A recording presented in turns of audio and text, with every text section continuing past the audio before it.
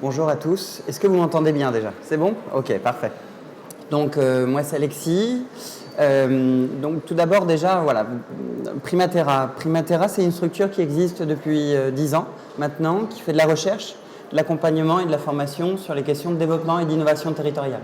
Donc, dès qu'il y a un sujet d'intérêt général en émergence, en quelque sorte, on s'en saisit et on tente en quelque sorte ensuite de passer la main à des collectivités, à des réseaux d'entreprises, etc. pour travailler dessus. Pour ma part, donc, je suis paysagiste de formation, donc un tout autre domaine, parcours un peu atypique. Et donc, finalement, mon regard sur le sujet va être atypique. Ne vous attendez pas à voir tout ce qu'on voit de l'autre côté, mais au contraire, peut-être ce qui se passe dans les coulisses.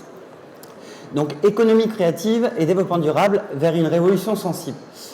La première des questions à se poser, me semble-t-il, c'est la question de cette économie, on en parle, elle est créative, qu'est-ce que ça veut dire au fond?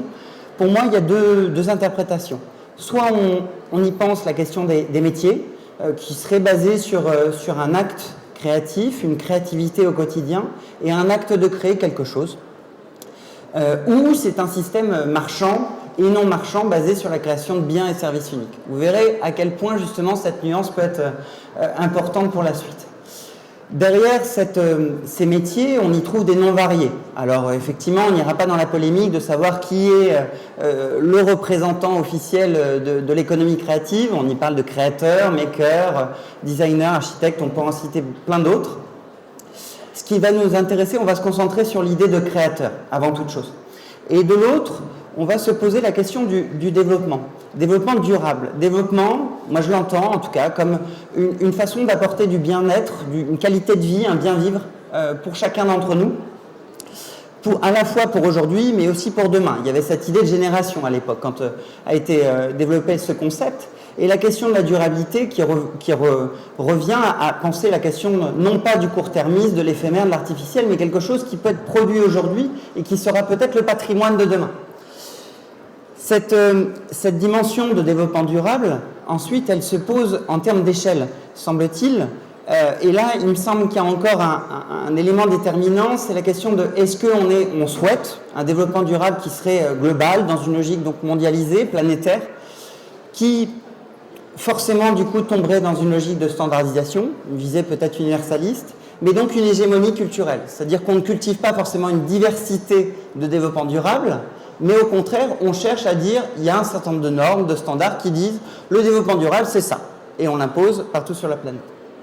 Une autre approche serait peut-être de dire, une approche plus locale finalement, qui pourrait être territoriale, qui revient à penser peut-être par bassin de vie, en se disant finalement chaque communauté d'existence a des spécificités et c'est là-dessus que l'on va travailler pour penser ce bien-vivre, cette qualité de vie. Bon, ça laisse à réfléchir. Et donc à partir de là, on peut se poser la question de notre contexte d'aujourd'hui. Pourquoi se poser la question d'un développement durable et donc quel pourrait être le rôle de cette économie créative ou sa responsabilité? Aujourd'hui, on constate effectivement des temporalités sociales qui ont tendance à nous pousser à une accélération permanente. On a un individu qui a tendance sociologiquement à devenir, pour répondre à cette accélération, à une forme d'instabilité. Changeant de travail, changeant de domicile, voire de famille, ou en tout cas de forme d'organisation liée à la cellule familiale au cours de son existence. En quelque sorte, il y a une impermanence. Il y a quelque chose qui n'est plus durable dans cela. Et on y trouve aussi des formes d'identité où l'individu finalement devient pluriel. C'est-à-dire qu'on parle très souvent de slasher, c'est-à-dire il est multimétier, il est multicasquette. Et donc en quelque sorte il devient liquide, c'est-à-dire qu'il est peut-être basé sur des missions plus que sur un bassin de vie, une géographie, un bassin d'emploi, comme on pourrait l'entendre. Et un élément déterminant qu'on retrouve dans ce certain nombre d'éléments de littérature scientifique, c'est la question de l'imperfection. Il semblerait que les choses allant de plus en plus vite, dans une réponse, une volonté d'être finalement multimétier, on recherche, ou malgré soi, on développe une forme d'imperfection permanente. La clé de la rentabilité revient à faire les choses vite, pas forcément bien, en fonction de la mission donnée. Et cette mission-là, cette demande en quelque sorte-là, serait peut-être périmée le lendemain matin. Je ne dis pas que c'est partout comme ça. Je dis simplement si on tire le fil un peu plus. Du coup, ça pose la question de ces repères et de certaines incantations qu'on pourrait trouver, qu'on entend beaucoup en politique, sur la question de se dire finalement, est-ce qu'on ne tend pas vers une société du marchand? C'est-à-dire le commerce finalement est roi, l'expertise, le consultant notamment, mais consultant de tout et rien, et peut-être le geek, comme la solution technoscientifique qui pourrait transformer et générer une nouvelle société. Par extension, on pourrait dire que c'est la question de la start-up nation comme un imaginaire proposé pour se dire finalement nous sommes tous entrepreneurs. Et nous devons tous penser notre projet de vie comme une entreprise. Bon, ça pose des questions. Là, encore une fois, et vous allez voir à quel point peut-être l'économie créative est à rebond, à rebrousse-poil de cette façon de penser. En cela, des questions se posent. Disons qu'on peut se dire, est-ce que cet imaginaire collectif et cette façon de penser la société nous correspond? Est-ce qu'on accepte ou est-ce qu'on explore, on va chercher d'autres pistes? Vous avez parmi un certain nombre de créateurs, chercheurs, vous en avez plusieurs, enfin un certain nombre sur le salon avec qui j'ai pu discuter, qui effectivement sont complètement dans cet esprit-là. Ils développent des chemins de traverse. C'est-à-dire que contre le discours dominant, en quelque sorte, ils vont développer des formes d'organisation, des pratiques qui vont être atypiques, hors normes en quelque sorte. Parmi ces auteurs, je vous renvoie à Michel Lallemand avec l'âge de fer, qui parle justement de ces lieux un peu à la marge, qui sont créés finalement après l'emploi du temps officiel d'un certain nombre de cadres dans la Silicon Valley, qui après Google et compagnie le reste de la journée, allaient travailler véritablement pour des aspirations personnelles. On le reverra par la suite. Et puis Antoine Buret avec les tiers-lieux. Un premier livre qui est intéressant pour ça, c'est la question de... c'est Crafts, qui pose la question de repenser finalement cette économie qui serait du sensible. C'est-à-dire qu'avant toute chose, l'élément déterminant de cette économie créative, au-delà de l'acte de créer ou de l'acte de développer une forme d'organisation pour produire beaucoup d'idées à la minute, qui est proposé dans un certain nombre d'écoles de management, de commerce et autres, c'est d'aller au-delà et de se dire finalement, cet artisanat de demain a peut-être besoin de se recentrer sur une forme d'éthique, sur une forme d'état d'esprit qui serait celui du sensible. Celui, finalement, où une part d'irrationnel ou une part de non-rationnel se fait sentir et sort en quelque sorte des canons de beauté de l'entrepreneuriat comme on peut l'entendre. C'est également un livre comme La vie solide, où c'est un intellectuel, un écrivain qui se retrouve en fait, qui cherche à explorer de l'intérieur et qui devient charpentier. Et qui du coup découvre, un peu comme Richard Sennett, qui est un chercheur qui a monté son garage de moto aux États-Unis, qui finalement se dit, face à nos problèmes d'aujourd'hui, il faut qu'on revienne à la source. Et la source, en fait, en gros, c'est l'intelligence de la main. C'est cette idée, en quelque sorte, de se dire, mais finalement, soyons pragmatiques, soyons dans cette logique du bon sens paysan. Celui qui revient à dire, face à un problème peut-être compliqué ou complexe, commençons par regarder le vivant et ensuite agissons. Et agissons, si possible, à plusieurs. Et comment dire, les éléments déterminants là-dedans, c'est qu'en fait, ça revient à se poser la question des cycles. En termes de société, en termes de forme d'organisation, en termes d'économie, un certain nombre de chercheurs, et avant eux, les peuples racines, ont toujours exprimé la vie comme un cycle, qui n'est pas forcément quelque chose de linéaire, mais où il y a effectivement un début, une fin, une période de croissance et une période de déclin. Il se trouve que quand vous regardez en fait ce schéma, la vague 5, on est sur une période de plus en plus courte, d'à peine 30 ans, et il se trouve qu'on serait plus ou moins finalement sur une période où on serait sur la fin d'un modèle. Le numérique aurait apporté plein de bonnes choses, mais en quelque sorte, ça ne suffirait plus pour remplir l'imaginaire d'un peuple, un idéal de société et une illustration concrète d'une façon de vivre et de vivre bien, pour reprendre cette idée de développement durable. À partir de là, il me semble qu'il est intéressant d'aller chercher d'autres pairs.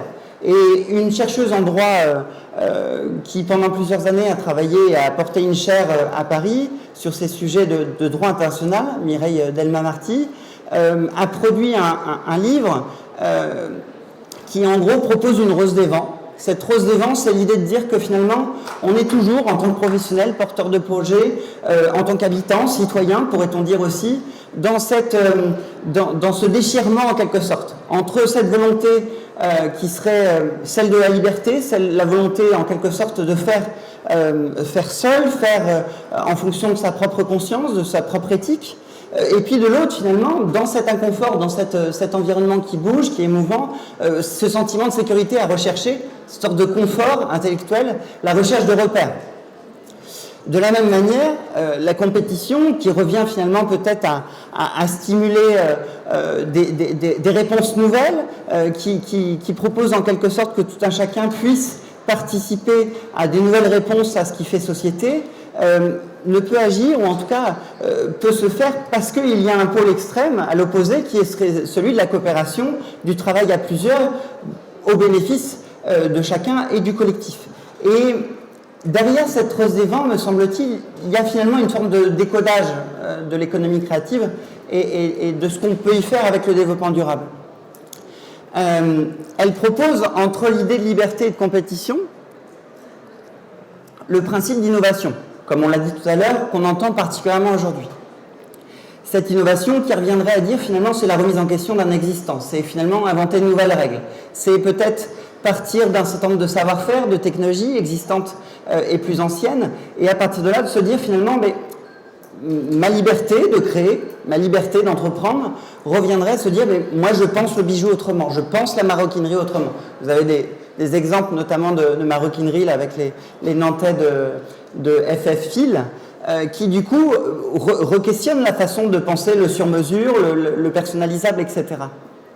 Et puis de l'autre, vous avez cette idée de conservation qui pour moi renvoie à deux choses. L'idée de biodiversité, de vivant, c'est-à-dire de dire en quelque sorte on a besoin pour continuer à exister, même s'il faut peut-être remettre en question le système en place, la société en place et ses imaginaires, il y a peut-être des choses à garder. C'est l'idée de tradition, c'est l'idée de patrimoine. Et donc, on peut se dire qu'effectivement, dans l'économie créative, et d'autant plus dans l'artisanat d'art, la question des patrimoines est extrêmement présente. Mais c'est également, finalement, qu'est-ce qu'on a en commun? Qu'est-ce qui fait qu'à un moment donné, une communauté se retrouve avec un certain nombre de repères? Qu'est-ce qui fait qu'à un moment donné, on peut se dire designer, on peut se dire ébéniste, on peut se dire, voilà, qu'est-ce qui relie? Et cet élément-là clé me semble intéressant, c'est que c'est derrière cette idée d'innovation, conservation, il y a deux choix. Aujourd'hui, vous entendez pareil, encore une fois, en termes de discours dominant, l'idée de disruption, version start-up. L'idée, c'est sans arrêt, il faut réinventer ce qui existe, il faut le contourner, il faut détruire l'existant pour créer quelque chose de nouveau. Ça, c'est un discours qui, en économie aujourd'hui, notamment numérique, est particulièrement saisissant. De l'autre, vous avez l'idée d'intégration. Mireille Delmas propose l'idée en fait d'interdépendance. Elle dit en quelque sorte pourquoi pas créer, pourquoi pas innover, mais par souci de complémentarité. Et elle cite pour cela le concept clé, une partie des définitions du développement durable, qui au moment du sommet de la Terre de Rio en 92 avait été déclarée la Terre, foyer de l'humanité, forme un tout marqué par l'interdépendance. Et elle dit si nous voulons faire société et non pas uniquement marché, nous devons, en quelque sorte, être en capacité, oui, de créer, mais en quelque sorte au service de quelque chose qui soit de l'ordre du renouveau, tout en respectant ce qui s'est fait avant. Et je pense que là, sur la question de développement durable, du lien entre global et local, l'économie créative, encore une fois, a quelque chose d'intéressant à proposer. Pour être provoquant, j'ai ressorti cette œuvre magistrale de Marcel Duchamp, 1917, où là se pose la question effectivement du rapport peut-être à cette innovation et ce rapport à la conservation.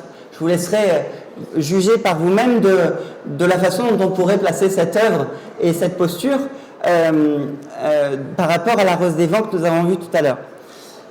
De l'autre, vous avez une proposition, alors ça ce n'est qu'un exemple parmi tant d'autres, celle-ci je la trouve intéressante, c'est finalement une forme d'alliance anodine entre un artiste de street art, Jérôme Ménager, qui a travaillé finalement toute sa vie dans les rues sans commande, qui est aujourd'hui relativement connu, et qui en fait est intervenu dans un jardin, mais un jardin collectif, un jardin d'artistes, une sorte de friche d'acacia au départ, qui a été réalisé par Camité et son collectif du côté de Saint-Ouen en Seine-Saint-Denis, et qui part du principe, elle développe l'idée d'éco-poétisme. Elle dit en quelque sorte, si vous voulez, une diversité floristique ou faunistique, il faut d'autres formes de diversité.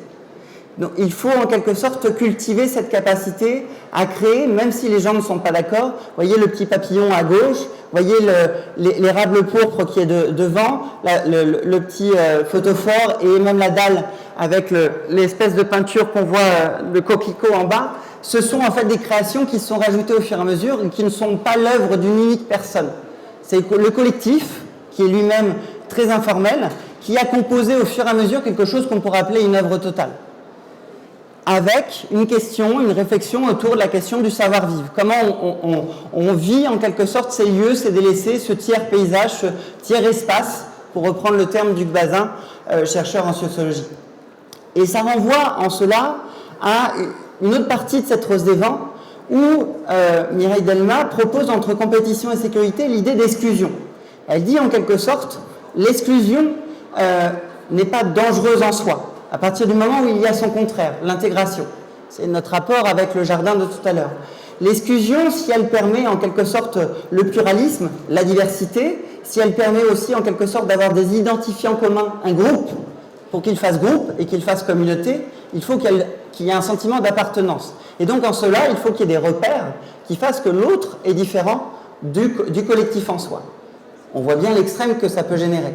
Par contre, si on y rajoute l'idée d'intégration, si on intègre plus qu'il ne faut, si un collectif intègre sans règles, sans conventions, sans façon de créer, de composer ensemble, il peut y avoir dilution. C'est son propos, encore une fois. Il peut y avoir finalement méconnaissance de ce qui fait que nous sommes différents, mais en cela, nous acceptons l'autre parce que nous sommes différents.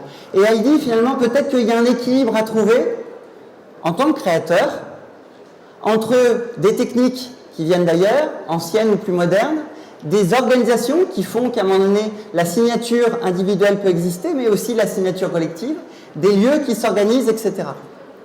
Et donc, en cela, me semble-t-il, l'idée de révolution sensible ou d'une économie du sensible peut peut-être se révéler. Moi, encore une fois, je tente d'être une sorte d'interprète, rien de plus. Et je vais tenter de vous présenter quelques pistes, quelques petites illustrations que j'ai pu voir, qui se révèlent dans un certain nombre de lectures, d'actions, de collectifs qui se montent, qui globalement peuvent se retrouver autour, d'un état d'esprit, c'est-à-dire qu'il y a cette idée de développement durable qui n'est pas que globalisée, qui n'est pas que localisée. On le verra tout à l'heure. La question de la porosité justement qui insiste sur le fait que ce n'est pas porte ouverte totale, mais ce n'est pas fermeture et autarcie complète. La question des valeurs, il y a effectivement un certain nombre d'éléments directifs, d'éléments qui permettent en gros à ces acteurs de se retrouver et de pouvoir composer, d'être certainement plus forts ensemble quand il le faut. Une question de diversité, et on verra qu'elle est plurielle. Et enfin, quelque chose qui est de l'ordre du partage. Quelque chose qui est de l'ordre du share, on dirait dans le monde du web. La question de se dire en quelque sorte, rien n'est acquis, rien n'est propriété. Une propriété totalement. Et là, encore une fois, en économie créative, c'est particulièrement perturbant. Sur la question de l'état d'esprit, on y voit effectivement 5 points. Le premier, c'est l'idée de collaboration, voire de coopération. Là, ici, vous avez l'exemple au Grand Voisin, donc dans un ancien hôpital à Paris, 14e, où vous avez 3 collectifs, un d'insertion économique, un autre qui est basé sur le foncier des friches, comment utiliser des friches momentanément, et enfin un collectif, à l'époque c'était des jeunes diplômés d'architecture, mais par la suite c'est rajouté des paysagistes, des designers, etc., se sont dit en quelque sorte il faut qu'on remette en récit, il faut qu'on raconte une histoire de la ville. Et les lieux qui le permettent ne sont pas les lieux figés. Ce sont les lieux sur lesquels nous n'avons pas fait table rase, qui ont déjà une histoire, mais qui peuvent en raconter une autre. Et donc là, ce qui est intéressant, c'est on est à plus de 50 salariés pour travailler sur ce lieu. On est sur une moyenne d'âge, alors là, qui est, de par l'organisation, ils sont sortis des études, ils sont organisés en collectif, et eux cultivent particulièrement l'idée de parité. L'intérêt ici, c'est qu'effectivement, on est sur une économie clairement frugale, c'est-à-dire on utilise les matériaux de récup. On fait en sorte de dire il n'y a pas l'architecte ou le paysagiste ou le designer ou je ne sais quel métier qui serait au-dessus de la mêlée, au-dessus de ces 50 personnes et qui dit comme un chef d'orchestre ce qui doit être fait. C'est-à-dire c'est au fur et à mesure, comme notre idée d'éco-poétisme tout à l'heure, les gens viennent, y habitent momentanément ou plusieurs jours ou mois sur place et en quelque sorte c'est en campant qu'ils font parce qu'ils révèlent des besoins, ils révèlent des envies, des aspirations et tout ça avec le plus grand nombre de personnes. L'idée également qui est intéressante, c'est cette idée justement de frottement. Derrière l'écopoétisme, on parlait de diversité. C'est par exemple ce collectif là qui est entre Lille et Roubaix, Faubourg 132, qui en gros est un collectif d'artistes, designers, c'est comme ça qu'ils se dénomment, et qui, vous remarquerez sur la photo, font de la récup de meubles qui sinon seraient partis malheureusement souvent à la benne, et qui en quelque sorte re-questionnent les façons de leur donner une deuxième vie. Ils pourraient restaurer et remettre à l'identique. Ils pourraient prendre des éléments et construire d'autres meubles avec. Eux ont choisi une troisième voie et finalement assemblent, désassemblent et reconstruisent peut-être des usages, des esthétiques différentes par rapport à un existant, mais sans faire totalement table rase. Et c'est peut-être là l'intérêt de la pratique. Il y a également une question de multipolarité, c'est-à-dire qu'effectivement, tout à l'heure on posait la question, on ne se posait pas la question finalement de est-ce que c'est métier d'art, est-ce que c'est designer, est-ce que c'est architecte, est-ce que c'est je ne sais quoi. Non, c'est qu'en fait, de plus en plus d'acteurs, de créateurs se réapproprient en quelque sorte peut-être l'essence même de leur métier. C'est-à-dire tout simplement le domaine des arts, celui qui consiste simplement peut-être à ressentir, à exprimer, celui qui consiste peut-être à étudier, à solutionner, qui est du domaine de l'ingénierie, de la technicité en tant que tel, celui qui est peut-être de concevoir, dessiner, projeter un avenir un peu plus lointain avec le design, ou en tout cas formé comme tel, et puis celui du domaine de la fabrication qui revient à éprouver, et pas uniquement avec le numérique. Et là j'insiste dessus, c'est-à-dire qu'on retrouve effectivement des profils qui acceptent de travailler sur ces quatre champs-là, mais sans forcément se définir de telle ou telle manière selon une approche corporatiste. Et là, peut-être qu'il y a un signal intéressant du côté de l'économie créative. Ça, c'est un élément qui me semble intéressant. En fait, vous allez me dire, c'est du parquet, on est sur du bois récupéré, ça semble être du tableau, du panneau de coffrage, des choses comme ça. Oui, effectivement, c'est une commande, la maîtrise d'ouvrage était Rennes Métropole, et c'est en gros, c'est des architectes et un collectif métallobile du côté de Nantes qui ont en gros réhabilité des combles, qu'ils ont appelé les cabanes marabout, et qui sont partis du principe, en gros, ok, on n'a pas de budget, ok, on ne sait pas ce qu'on va en faire de ces combles, mais on nous demande de les transformer. Que faire?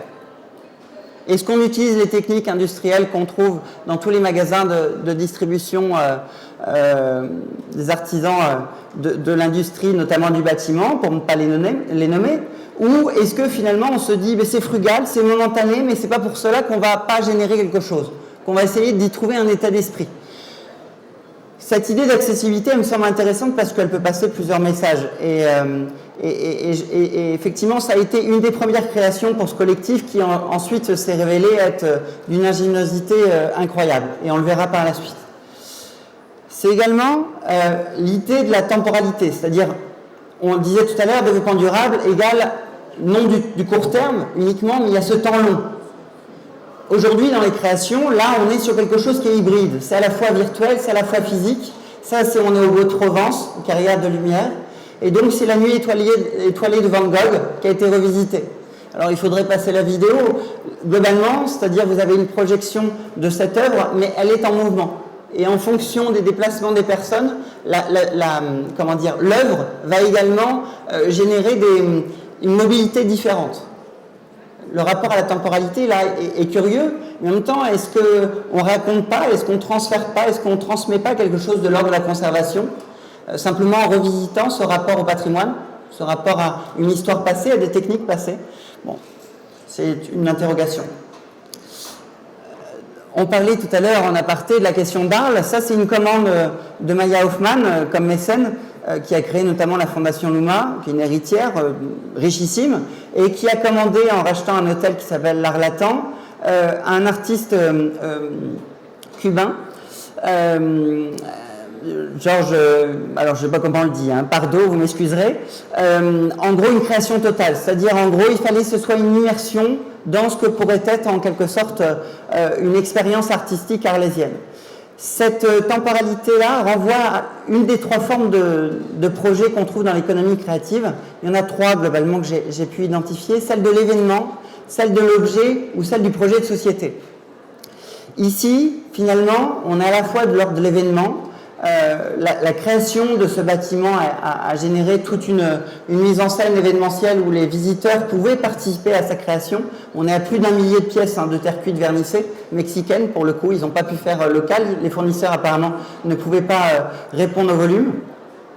Je n'excuse en rien, hein, la question de l'absence de proximité. Et il y a eu des bois incisés au laser, etc. Tout un tas de créations qui ont été faites et qui ont été faites avec un dialogue avec l'ensemble, avec un certain nombre d'habitants, de personnes qui étaient invitées à participer à cette création. Pour aller plus loin, vous avez Marc Dissy. Là, c'est un artiste en quelque sorte qui a utilisé le terrain de jeu en fait de l'espace public. Il s'est développé, il a développé l'idée de haute qualité artistique et culturelle, HQAC, pour développer des Marc Dissy. Il dit tout simplement, ça c'est le nord de Paris, le Grand Paris notamment, détruit, fait table rase d'un certain nombre de bâtiments, et lui il dit en quelque sorte, nous avons un devoir de mémoire. Vous savez, c'est l'idée de conservation tout à l'heure. Mais on dit, en quelque sorte, il dit, si je suis artiste, si je suis créateur, parce qu'il se donne différentes dénominations, je me dois aussi en quelque sorte de questionner, d'inventer, d'innover, comme on le disait tout à l'heure. Et donc, il récupère un certain nombre de granulats issus de la déconstruction des bâtiments, et ça finit pas dans la benne. Avec ça, il produit, par un système qui a été breveté d'ailleurs, ces marbres, et chaque quartier peut raconter une histoire différente. Il crée un événementiel autour de ça. On est clairement du domaine de la forme de l'objet, mais en quelque sorte, il raconte quelque chose. Il raconte finalement peut-être l'histoire de ces matières qui ont transité d'une région à une autre pour arriver ici, pour être construit, puis déconstruit. Et il y a une continuité de vie qui se fait par là. Il me semble qu'il y a quelque chose d'intéressant de ce côté. Alors là, on est sur quelque chose qui est éphémère. Mais encore une fois, ça raconte des histoires. On a en haut, on est au Maroc, où là c'est Yes We Camps, un collectif. De l'autre, Yes We Camp, bon, du coup, grand voisin à Paris, comme tout à l'heure. Et là, l'idée, en fait, c'est de travailler sur des projets, des formes de création qui soient de l'ordre de l'événement. Il y a l'idée de raconter encore une histoire, d'essayer de questionner finalement ce que pourrait être la création, enfin le village marocain, l'artisanat marocain. Donc, il mobilise un certain nombre de créateurs pour faire perdurer des artisanats. Ça, c'est pour la partie haute. Hein. Et la partie basse, où en quelque sorte, ils invitent les habitants à travailler avec eux, à créer des nouvelles formes de mobilier, etc. Donc il y a l'idée de, un peu en quelque sorte, comment le bivouac, comment le campement, comment le projet éphémère peut générer de la longue durée. Tout du moins en faisant prendre conscience que l'acte de création, s'il est partagé, s'il est questionnant, peut permettre en quelque sorte d'inventer des nouvelles façons de penser la ville et donc en quelque sorte l'habiter, le bien vivre. Une citation qui me semble intéressante, c'est-à-dire que dans tout ce qu'on a vu jusqu'à présent, la technique redevient finalement un lien, redevient quelque chose qui nous connecte, qui génère peut-être ou qui pointe du doigt une forme d'interdépendance, comme on disait tout à l'heure. Et donc ça rejoint la dimension de la porosité. Porosité en termes de discipline. C'est-à-dire qu'en termes de collectif, on voit de plus en plus apparaître, alors là ils se dénomment designers, mais ils parlent d'expérience architecturale. C'est-à-dire qu'ils font de l'objet, ils font l'idée d'expérience, c'est-à-dire un objet plus un autre pour former des dispositifs sonores. Là, ils sont dans l'idée de design sonore. Ils sont dans l'événementiel, ils sont dans des ambiances, ils sont dans des sonneries scolaires. Ils sont aussi dans le design prospectif lié à la sonorité. Et ce que je trouve intéressant là-dedans, c'est qu'effectivement, on trouve des collectifs qui, de plus en plus, vont chercher, pour répondre à la complexité des commandes, et aussi de l'acte de création, vont chercher de plus en plus loin des personnes avec qui travailler. Là, ils sont plus d'une quinzaine dans ce collectif. De l'autre, on a des termes qui apparaissent. Alors ça, c'est issu effectivement d'un des livres que je vous ai cité tout à l'heure. Vous avez vu tout à l'heure, on avait parlé de art, design, ingénierie, fabrication. On a des acteurs qui se positionnent par rapport à un parti pris, une façon de créer en s'engageant. Vous avez les artivistes, notamment, ou les craftivistes. Alors, excusez-moi pour les anglicismes, hein, des fois, mais voilà, ils existent comme tels. C'est globalement l'idée, en gros, d'utiliser son savoir-faire et sa possibilité de créer pour répondre à une logique d'influence, pour répondre à un engagement militant. Et donc, tout l'acte va être tourné vers une posture manifeste, vers l'idée peut-être d'éviter à tout prix les déchets. Et donc, on va utiliser ces matières et on va les transformer. Certains vont avoir une posture qui va être très engagée vis-à-vis du genre. l'égalité femmes-hommes. D'autres vont avoir d'autres formes d'engagement, et ça, c'est quelque chose qu'on retrouve de plus en plus dans l'économie créative ou de la création. C'est également, il me semble intéressant, c'est du côté des maisons de luxe.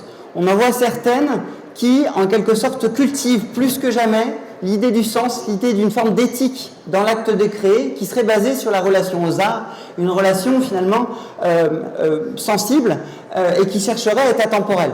Là, typiquement, en termes de maisons de luxe qui ressortent, c'est clairement Hermès. À l'opposé, vous avez des maisons de luxe en fait qui cherchent la mode, qui cherchent la tendance, qui est à la recherche d'une forme de disruption. Là, le but, c'est de se re-questionner sans cesse, mais on va mobiliser plus que jamais clairement les nouvelles technologies, et souvent des hautes technologies.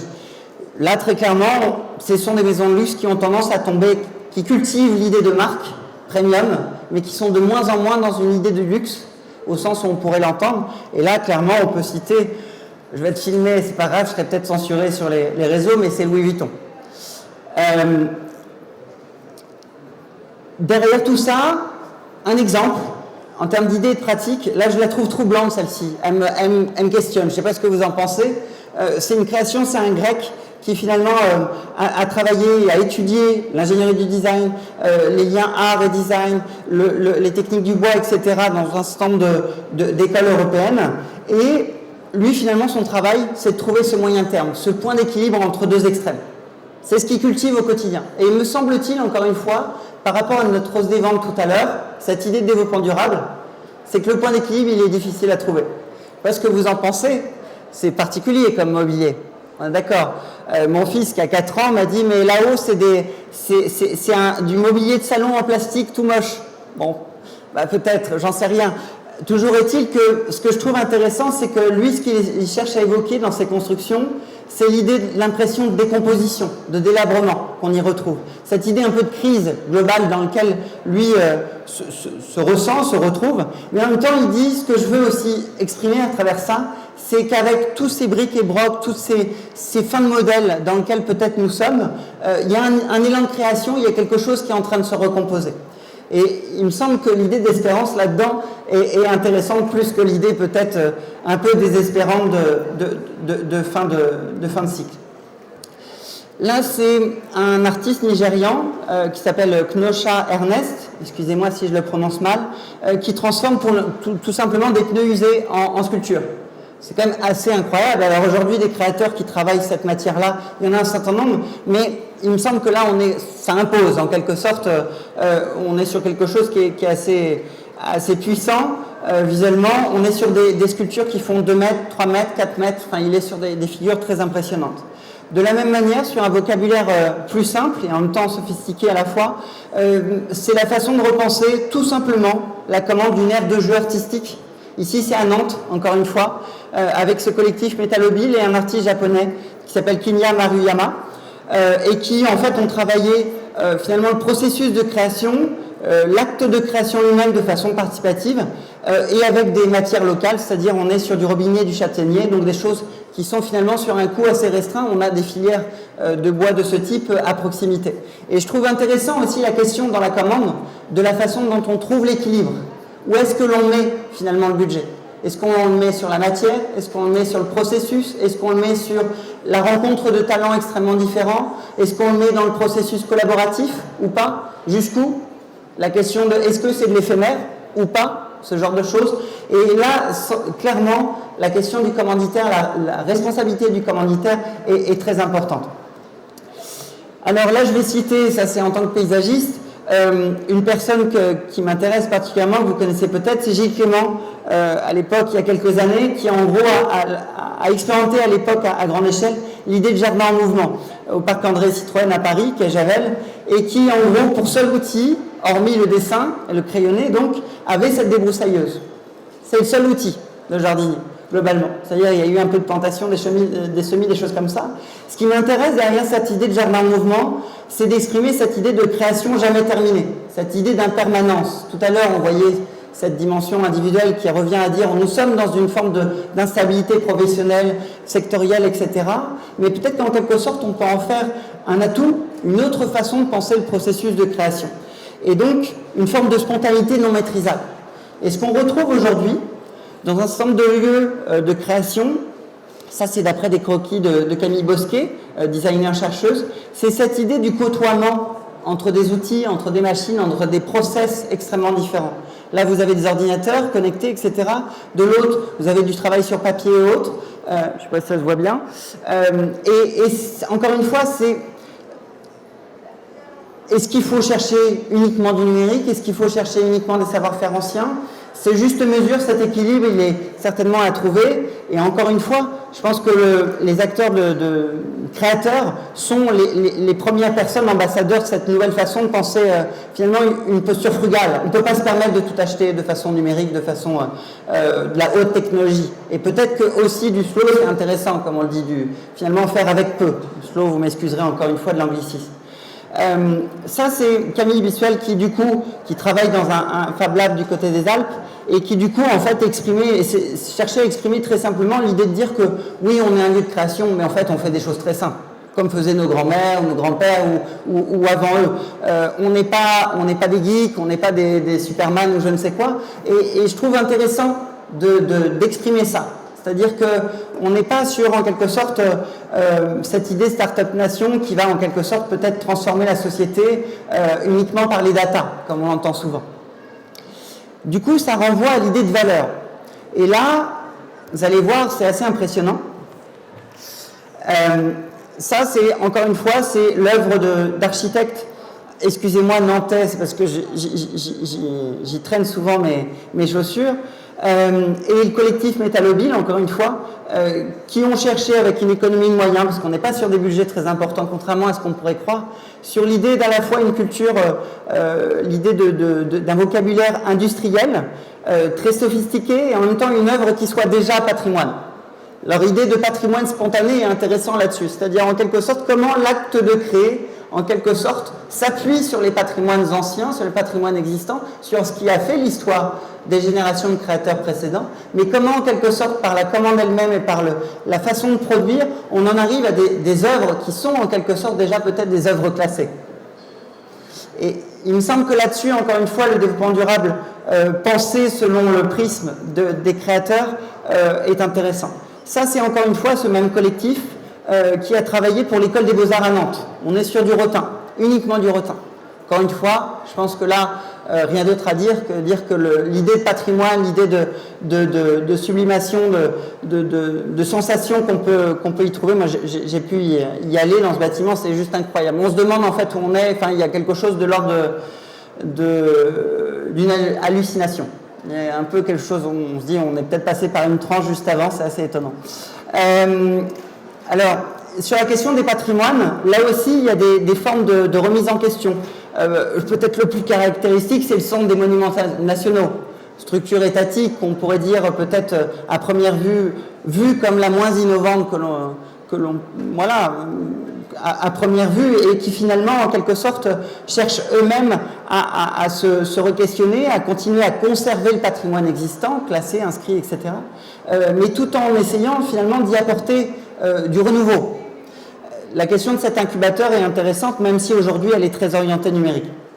Ce que vous avez avec le Fun Lab là-haut, ça c'est à Tours, et ce qui est intéressant, c'est que c'est un Fab Lab, donc un lieu de fabrication où il y a une grosse part de collaboration et d'outils numériques, mais pas que, travaille main dans la main avec les compagnons du devoir. Et donc c'est devenu un lieu en fait de création, un lieu de transmission pour les compagnons du devoir, qui sont l'exemple même, je dirais, peut-être de la transmission d'une forme de conservation patrimoniale notamment, mais aussi d'une forme de création contemporaine sans cesse renouvelée. Et en bas, vous avez aussi des événements qui sont organisés par, là pour le coup, c'est une start-up, pour le coup, une plateforme de vente en ligne et de mise en relation d'artisans, issus du patrimoine principalement, qui s'appelle Faber Place, ou Faber Place, je ne sais pas comment ils le disent, qui en quelque sorte se disent il faut qu'on aille au-delà des institutions qui travaillent sur la question de la mise en valeur et de la sensibilisation à l'artisanat, l'économie de la création, etc. Il faut qu'on crée finalement des événements pour des personnes qui cherchent de l'innovation dans la conservation. Ce double... Tu vas plus vite là. Là, vous avez... Et alors c'est encore différent, c'est cette dimension du geste et du faire. Là vous avez en fait, on est sur une commande Jardin des Plantes, encore une fois de Nantes, vous m'excuserez, entre 2011 et 2013. C'est-à-dire on a une commande long fleuve. C'est-à-dire qu'on demande à l'artiste, au créateur, Kinya Maruyama, comme tout à l'heure, japonais, de venir et de penser au fur et à mesure un processus créatif dont il ne sait même pas ce qui va se passer à la fin, en disant simplement, à première vue, ce serait ça. Et donc c'est la maquette que vous voyez sur le côté, en bas sur le côté, et qui dit, je veux travailler avec une matière très simple, peu coûteuse, permettant de jouer avec des jeux de lumière, des jeux aussi, avec les courants, le vent, etc. Et je veux le faire avec les élèves les écoles environnantes. Et donc, pendant plusieurs années, finalement, il va venir et créer des petits objets, des grands objets, des événements, et finalement, on va questionner peut-être une forme de projet de société qui sera de l'ordre de la possibilité d'intervenir et d'interagir dans l'espace public pour les habitants. Est-ce que l'habitant, en quelque sorte, est propriétaire de l'espace public, ou en tout cas acteur de l'espace public, créateur de l'espace public, pour reprendre l'idée d'économie créative? Et là, encore une fois, il me semble qu'il y a quelque chose d'intéressant à creuser. Alors, ça, c'est une designer que j'ai rencontrée il n'y a pas longtemps dans une école de design dans le Lab Ville Durable, qui en gros avait une double casquette. Elle est designer et puis aussi elle est illustratrice, elle fait pas mal de choses, elle est artiste plasticienne, etc. Et en fait, elle a fait son stage chez Kenzo. Et son Kenzo, les vitrines Kenzo, en fait, il faut savoir que toutes les grandes marques de mode ou premium ont tendance à produire en fait des vitrines qui durent maximum 2 mois. Après, c'est jeté. En utilisant des matières premières, là on a de la pierre, des choses qui viennent de très très loin, on a du travail du bois, etc. Et bref, là tout le travail a été en fait de réussir à produire des vitrines, à produire des mises en scène qui soient durables, ou en tout cas qui questionnent la notion de durabilité pour une ancienne qui cherche finalement à attirer le regard et donc forcément à générer de la nouveauté permanente. Vous voyez bien, la dimension de durabilité peut être assez limite. Et donc juste par le concept qu'on voit là-haut, en quelque sorte, elle a trouvé le moyen en fait de créer des mises en scène qui peuvent être placées dans un sens ou dans un autre, juste simplement colorisées de nouveau, donc avec des effets chromatiques différents, ou tous les 2 mois, donc là ça dure maintenant depuis 8 mois, me semble-t-il, on a finalement les mêmes éléments de décor qui sont retravaillés, mais qui finalement ne sont pas jetés. Et ça, encore une fois, la question des frottements, la question du sens est intéressante, c'est qu'on a une équipe Kenzo qui a accepté clairement de jouer le jeu, de se poser la question de comment peut-être rendre un peu plus pérenne leur acte de création, pour le coup, parce que malgré tout, il y a un acte de création. Et deuxièmement, on a effectivement une jeune qui arrive, à peine 23, 24 ans, qui arrive et qui dit, mais finalement, c'est pas grand-chose. Et troisièmement, la question qui se pose, c'est de se dire, mais tout ça, c'est des décors de théâtre. Et donc là, ils sont en train de voir aujourd'hui comment ça pourrait encore avoir une troisième vie, par l'intermédiaire de la fondation, etc., ou d'associations caritatives à qui on pourrait fournir ce genre de décor. Et enfin, c'est la question de l'ancrage. Qu'on soit là pour le coup à Paris pour Tricolore ou du côté de Valence avec Ardelaine, il y a effectivement des formes d'organisation qui, plus que jamais, cherchent à cultiver l'idée de filière, l'idée d'ancrage, l'idée de retour un peu au pays, au sens de dire les matières viennent d'ici. Et donc, en cela, il faut que recultiver, reconstruire finalement des filières avec des savoir-faire, des lieux, des personnes qui transforment, des personnes qui distribuent, etc. Et que tout ça, finalement, soit reconfiguré pour finalement reconstruire ce qui a été balayé depuis l'après-guerre, globalement.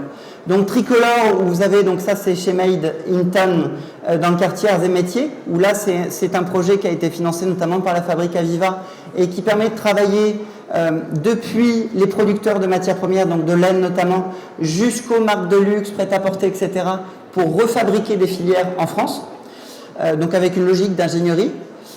Et de l'autre Ardelaine, qui est une logique de coopérative, qui a reconstruit de A à Z, finalement, tout le gisement de savoir-faire et tous les lieux de distribution. Ils ont une partie aussi de culture scientifique et technique avec un musée, etc., qui existe depuis des années. C'est un exemple de développement local. Ardelaine, on est vraiment sur des formes d'organisation qui durent. Et enfin, c'est la dimension de la diversité. On a, en termes de profil, effectivement, des âges de démarrage dans les économies de la création, des parcours extrêmement variés. Beaucoup de personnes qui sont en reconversion ou qui cherchent à hybrider. C'est-à-dire que la dernière fois, je discutais avec un enseignant-chercheur de Sciences Po et qui dit en gros, à chaque nouvelle promotion, j'ai des élèves qui viennent me voir et qui me disent « Mais qu'est-ce qu'on fait, monsieur ?» Nous allons être diplômés. Oui, vous n'entendez pas.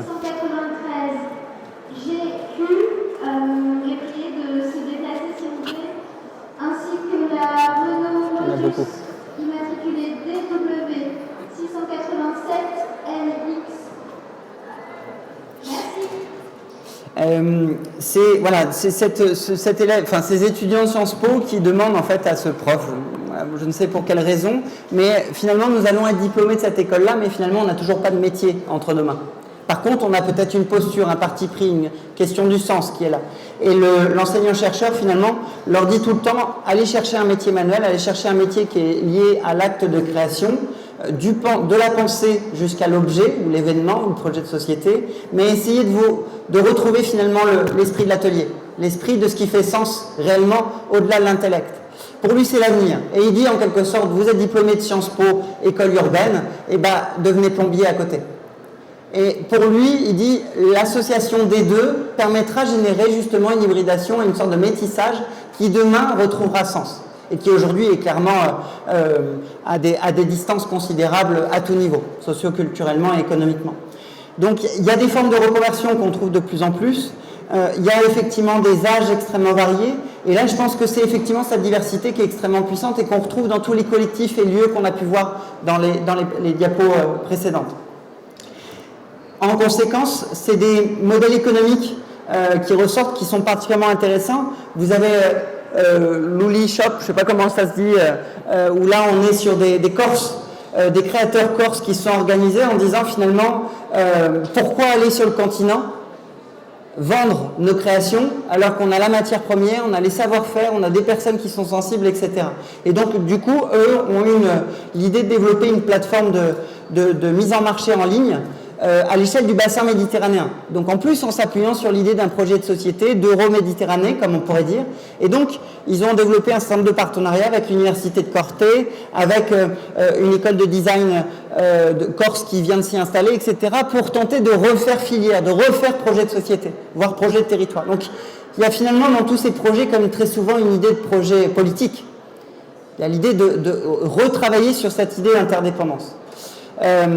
Pirouette, là, on est sur un projet qui est intéressant parce que c'est une boutique qui est un peu de type dépôt-vente, mais bien plus, et qui travaille sur l'idée d'un mode de vie, en disant, mais finalement, quand vous achetez vos produits alimentaires sans emballage, eh ben, peut-être que vous allez aussi acheter vos bottes sans emballage, vous allez peut-être acheter vos bottes qui ont été construites fabriquées, créées à partir de matières qui auraient théoriquement dû finir à la poubelle, et en se disant, mais non, tout ça, on va appeler ça de l'upcycling, du surcyclage, et on va les remettre dans la boucle. Et donc, eux travaillent sur une idée de comment, en quelque sorte, travailler sur un vocabulaire commun, une idée de ce qui pourrait faire sens à l'échelle de personnes qui voudraient, dans l'acte de consommation quotidienne, s'engager et rendre ça peut-être visible. Après, vous avez le Carré Bouge, là on est du côté de la Charente, où eux, ils se sont dit, alors il faudrait qu'on mutualise des stands dans les salons, il faudrait qu'on crée un atelier, il faudrait qu'on crée finalement aussi un dispositif qui permette de rendre sensibles les élus, les chambres consulaires, etc., à l'idée de filière métier d'art. Eux sont très orientés métier d'art, et aussi à l'idée de déchets. On parlait des matières premières tout à l'heure. Et donc, eux, ils ont créé des dispositifs. Il y en a un qui s'appelle J'adopte un artiste, où en gros, l'idée, c'est d'aller chercher des grands groupes ou des PME, PMI, donc petites et moyennes entreprises ou industries, en local, et de dire, en quelque sorte, vous avez de la matière qui finit dans les bennes, vous payez pour évacuer ces déchets, demain, vous accueillez en gros un créateur, quel qu'il soit, et il va vous produire des prototypes, et ensuite, vous allez les distribuer ensemble. Et donc, pareil, encore une fois, l'idée de travailler sur la question de la filière. Ce qui est intéressant là-dedans, c'est que du coup, ça développe dans l'économie de la création une forme d'ingénierie culturelle, une forme d'ingénierie territoriale qui vient générer un complément de revenus pour le collectif. Ça, c'est pas anodin. Et donc, un des exemples, c'est leur réussite, c'est qu'ils ont pu développer des explantations avec Veolia, qui a mis à disposition leur dépôt de matière à l'année, gratuitement, pour pouvoir justement aller récupérer des matières. Et parmi ces matières, c'est confidentiel, mais vous avez des grands groupes de luxe qui en gros avaient des chutes de cuir et autres qui étaient encore de bonne qualité pour un certain nombre d'artisans d'art et qui finissaient à la benne. Et enfin, vous avez cette dimension des modalités d'organisation. Et j'ai bientôt terminé. C'est alors un créateur indépendant sous des formats variés, mais qui en gros s'organise de plus en plus dans une forme d'interdépendance avec d'autres organisations collectives. Des collectifs de créatifs autour de manifestes, c'est le Carré Rouge qui avait créé le mouvement Révolution Sensible, et d'autres acteurs depuis. C'est des collectifs de projets où là on est sur des missions, des appels d'offres et donc on s'organise spécialement pour l'occasion. C'est des lieux partagés de création, on l'a vu avant avec des associations, des SCI, des SIC, où là on ancre les choses dans la durée, donc avec du matériel mutualisé, la matière mutualisée, etc. Des collectifs de marques, où là l'idée c'est plus dans la promotion au-delà du territoire. Et puis, comme on l'a vu avec la Corse, avec des marketplaces, enfin des places de marché en ligne qui permettent en quelque sorte de promouvoir au-delà des frontières ou limites géographiques. Et donc, tout cela génère du partage. Génère du partage en termes de lieux. Alors, vous m'excusez, le schéma est un peu conséquent, mais ça, c'est toutes les formes de lieux aujourd'hui de création, des lieux partagés, des tiers-lieux, comme on dit. C'est une cartographie qu'on a pu produire depuis 2015, qui en gros permet de pointer du doigt là où il y a de l'économie créative. Et d'ailleurs, pour la version 2019, m'a dit un chercheur de Grenoble, il manque le rond-point des gilets jaunes.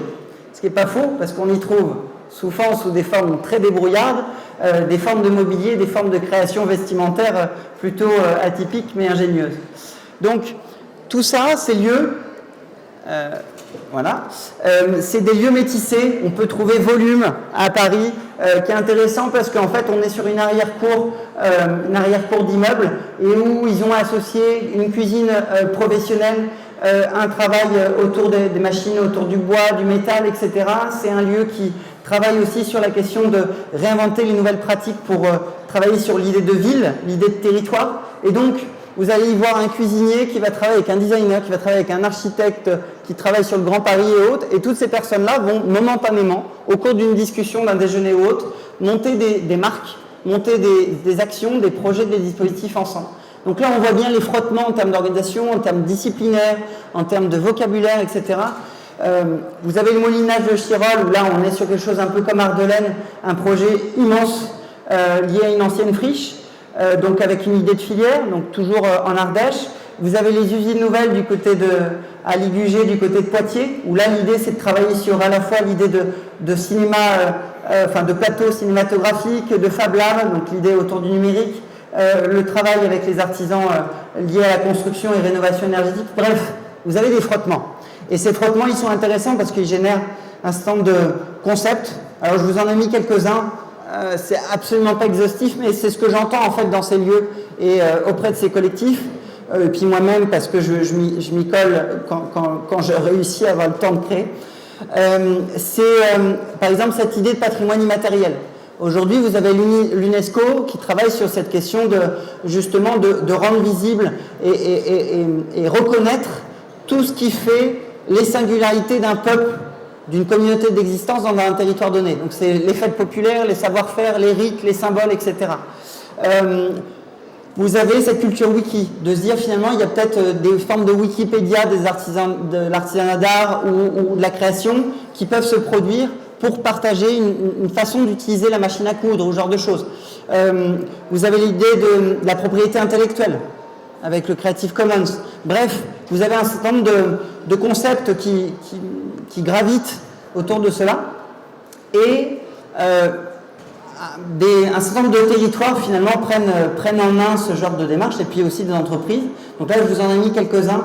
Je trouve ça intéressant, c'est de voir finalement un peu des approches. Alors on a effectivement des organisations de créateurs du côté de Redon, par exemple, avec les articulteurs, où là ils sont dit, si on veut que la culture se vende, mais la culture locale, vernaculaire, populaire, il faut qu'en quelque sorte, on se donne les moyens. Et donc eux, ils ont créé aussi bien des lieux mutualisés, des dispositifs pour générer de la transmission, du partage de savoir-faire entre créateurs, mais ils ont aussi créé un pass culture, comme on le retrouve aujourd'hui à l'échelle nationale.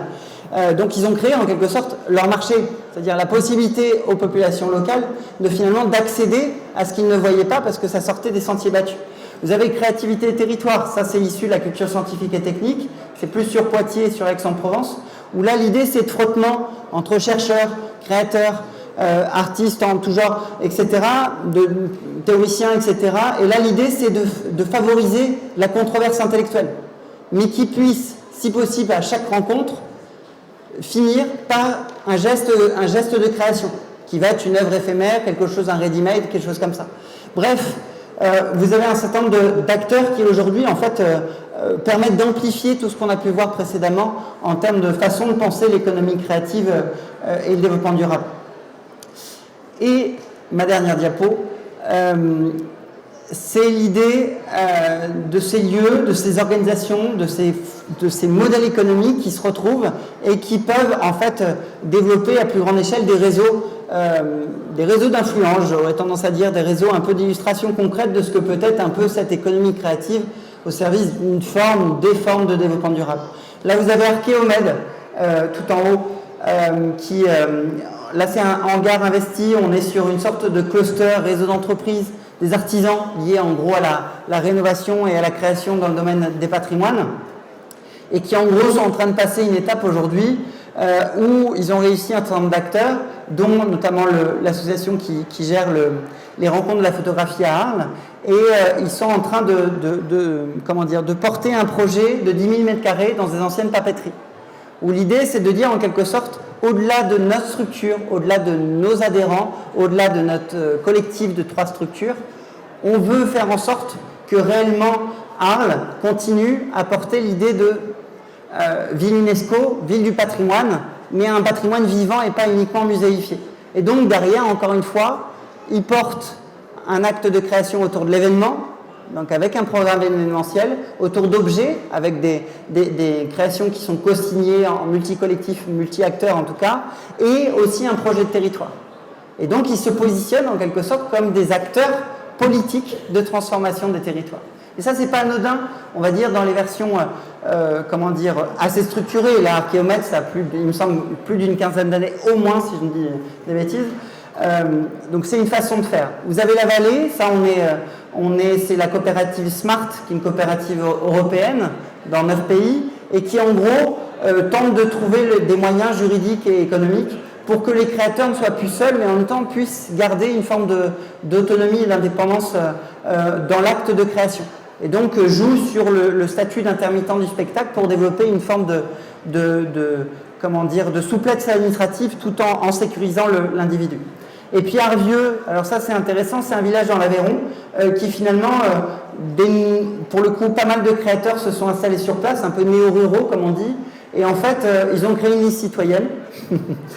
Période électorale, voilà.